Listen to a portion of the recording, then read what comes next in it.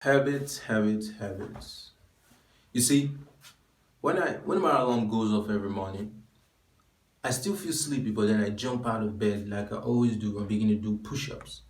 Or maybe if something happens to you and you're feeling nervous, you tend to bite your fingers because you always do that when you feel nervous.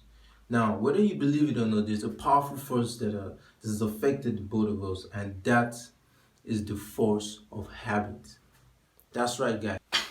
So, what about you? Are there good habits that you like to build in your life? Let's say, for example, your goal is to exercise more often, or take care of your skin, or keep in touch with your loved ones. Or maybe there's a bad habit that you love to break. Let's say, for example, either masturbating, or smoking, or even eating excessive junk food. Well, I'll be real with you. Breaking a bad habit can be difficult. And the reason for this is because a bad habit is like a warm bed on a cold day. It's so easy to get into, but then it's so hard to get out of. That is why, guys, in today's video, I'm going to be sharing with you 3 steps on how you can harness your habits and make them work for you and not against you. Now, if that sounds interesting, let's hop into it. Step number 1, be realistic. That's right, guys, be realistic. You see, as a person, it can be very tempting to try and achieve all your goals at the same time. You can tell yourself, this week I'm going to stop smoking, this week I'm going to start gymming, this week I'm going to start eating well, this week I'm going to do that. But the reality is, trying to achieve all your goals at the same time is a sure way of achieving none of them. That's right. Trying to do everything at the same time is a sure way of not getting anything done. Now, you see, as a person, sound in mind, you need to be realistic. You need to realize that there is a limit to your time, to your energy, and to your resources. And so, for that reason, instead of trying to do everything at once, you start gradually. So, guys, I'm going to give you 3 tips that can help you to become realistic. Tip number 1, create a list. That's right. I want you to create a list of good habits that you would like to inculcate into your life, and also a list of bad habits that you would like to stop. And when making this list, do not limit yourself. Think as many habits as you can, because that's just the thing. Now, tip number 2, I want you to prioritize the items on your list in an order of importance. Maybe you can number them according to their importance, or you can release them according to which one is more important to you. Now, tip number 3, I want you to select 2 habits, both good and bad, that you want to work on during a period of time. Now, to make this even easier, you can substitute a bad habit with a good habit. Now, let's say you have a bad habit of masturbating every time you are less busy. And maybe you want to build a good habit of walking your dog. Now, you can decide to substitute that bad habit with walking your dog. So instead of masturbating when you have the free time, you can walk your dog, because that way you won't have the opportunity to actually practice that bad habit, which is masturbation.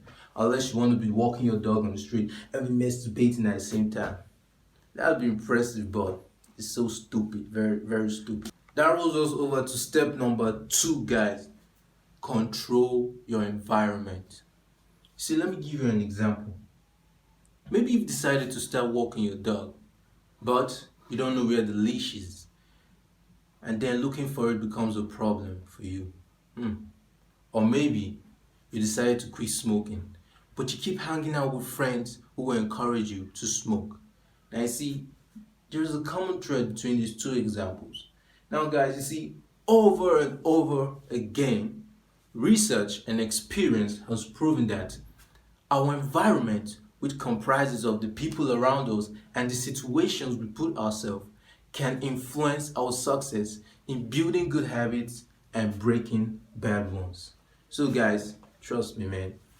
Here are 3 tips on how you can control your environment. Tip number 1, reduce the chances of doing the wrong thing. You see, if you want to stop eating junk food, The best way to do that is to stop keeping junk food in your kitchen or in your house entirely. That way, when the urge to eat junk food arises, giving in will require more efforts than not giving in. We rolls us over to tip number 2. Increase the chances of doing the right thing. You see, it's the direct opposite of tip number 1. You see, if you want to jog every morning when you wake up, you want to make sure that the night before you've already arranged your kits, such as your shoes and your top and your shorts that you want to use in jogging, so that the next day when you wake up, everything is going to be in place. And hey, the easier it is for you to get started, the easier or more likely it is for you to follow through with your plans. And that rolls us over to tip number 3, guys, which is very important. Choose your friends wisely.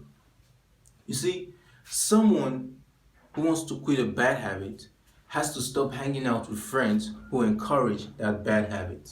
And he needs to start hanging out with people or friends who encourage the good habits that he's trying to build in his life. It's as simple as that. Which rolls us over to the last step, which is step number 3.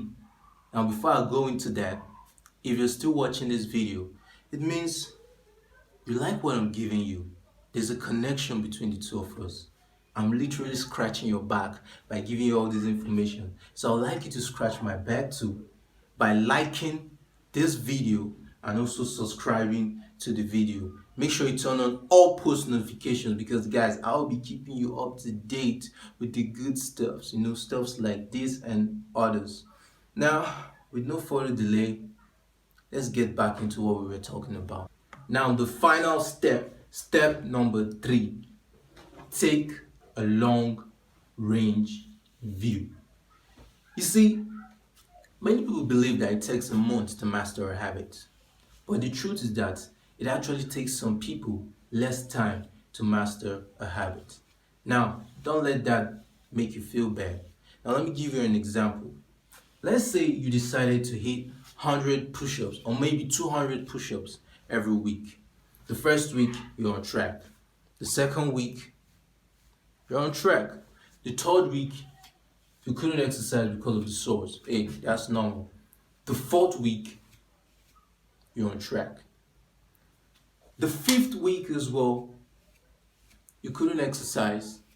The sixth week, you are back on track and you never miss any week. Now you see, guys, my example was kind of weird. It was weird, I don't lie to you. But the point is, the moment you start reaching your goals, that is all that's going to matter to you, because you are reaching those goals. You are achieving those habits that you want to build in your life. So I'll give you just 2 tips, not 3, 2 tips on how you can take a long range view. Tip number 1. Do not conclude that a setback is a permanent failure. You see, for the fact that you're trying to build new habits, or for the fact that you're trying to break bad habits, be sure to expect setbacks along the line, because hey, you're human. It's a very normal thing. You're trying to inculcate something into your life, so there has to be lapses. Now, step number 2. This is very important. Focus on when things went according to plan. You see, that's going to be like one of your biggest motivation. If maybe you were supposed to do 100 push-ups this morning, but you weren't able, think of other days where you were able to meet up that goal, and it's going to motivate you. And it's easy as that. Well, that's it, guys, on today's video for me. If you enjoyed the video, if you made it this far, I really appreciate it. Don't forget to like and subscribe to my channel, because you'll be doing me a very big favor. And peace.